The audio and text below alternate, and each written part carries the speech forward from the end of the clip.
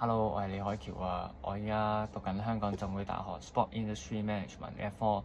咁我由中一開始咧已經中意打籃球啦，之後直到而家做埋籃球興趣班嘅教練。之後我有用戰術板教佢哋戰術啦，同埋自己睇比賽用嘅。咁另外咧，我仲有睇過 Kobe Bryant 呢本自傳嘅書啦，就講佢細個點樣由努力之後打上 NBA 咁樣。咁我報港籃新手班嘅主要原因咧，其實我就覺得籃球評述員係一個喺未來同埋而家都好重要嘅角色啦，或者職業。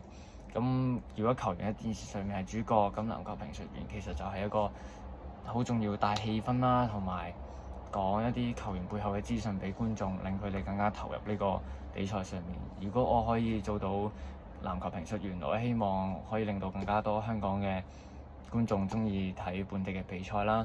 最後我真係好想學識呢個技能，希望你哋可以揀我啦。多謝，拜拜。